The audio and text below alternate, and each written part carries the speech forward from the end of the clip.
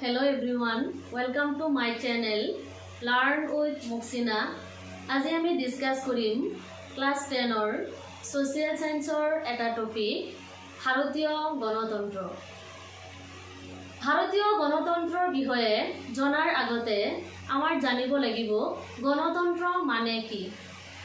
গণ মানে হৈছে জনসাধাৰণ আৰু তন্ত্ৰ মানে হৈছে শাসন পদ্ধতি। এতিয়া যদি আমি এই দুয়োটা একেলগে প্লাস কৰো তেতিয়া হলে আলটিমেটলি হৈ পৰিব জনসাধাৰণৰ শাসন পদ্ধতি বা জনতাৰ শাসন পদ্ধতি। এতিয়া জনসাধাৰণে বনোৱা এখন চৰকাৰ বনোৱা এখন দেশৰ নাম হৈছে আমাৰ ভাৰতবৰ্ষ। আমি জানো যে আমাৰ ভাৰতবৰ্ষ এখন গণতান্ত্ৰিক ৰাষ্ট্ৰ।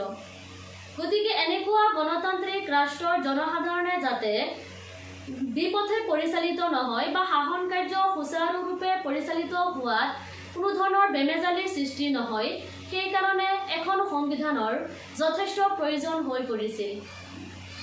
এতিয়া কথাটো হ'ল সংবিধান মানে কি? সংবিধান মানে হ'ল কিছুমান নীতি নিয়মৰ সমষ্টি। এই সংবিধানৰ ইংৰাজী প্ৰতিশব্দ হৈছে কনষ্টিটিউশ্যন আৰু এই কনষ্টিটিউশ্যন শব্দটোৰ অসমীয়া প্ৰতিশব্দ হৈছে সংবিধান।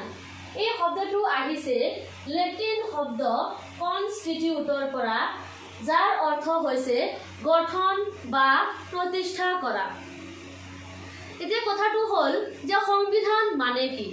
সংবিধান মানে হ'ল কিছুমান নীতি নিয়মৰ সমষ্টি। ফৰ এক্সাম্পল, আমি যদি চাওঁ আমি প্ৰত্যেকেই একোটা ফেমিলিৰ পৰা আহিছোঁ। গতিকে একোটা পৰিয়াল সুচাৰুৰূপে পৰিচালিত হ'বৰ কাৰণে সেই পৰিয়ালটোৰ নিজাববীয়াকৈ কিছুমান নীতি নিয়ম থাকে। সেই পৰিয়ালটোৰ কাৰণে সেই নিজাববীয়া যিবিলাক নীতি নিয়ম থাকে সেই নীতি নিয়মটোই পৰিয়ালটোৰ কাৰণে সংবিধান।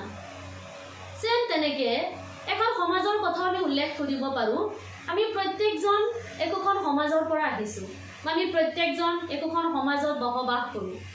তেওঁ সমাজ এখন ভালদৰে বা সুচাৰুৰূপে পৰিচালিত হ'বৰ কাৰণে কিছুমান নিৰ্দিষ্ট নিয়ম নীতি থাকে।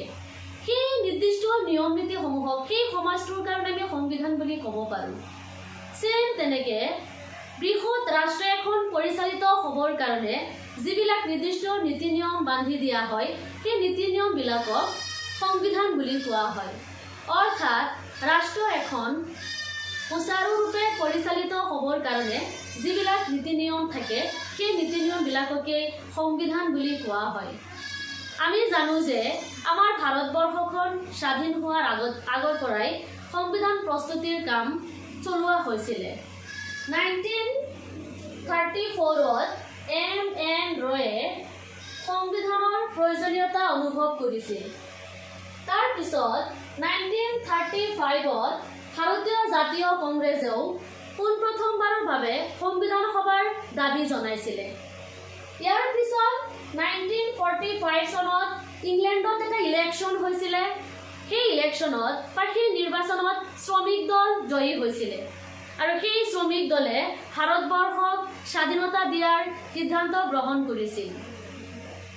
তাৰপিছত ভাৰতবৰ্ষৰ কাৰণে এখন সংবিধান বনোৱাৰ প্ৰস্তুতি চলাবলৈ তেওঁলোকে সিদ্ধান্ত লৈছিলে আৰু সেই উদ্দেশ্যে এখন মিছন পঠিয়াইছিলে ভাৰতবৰ্ষত।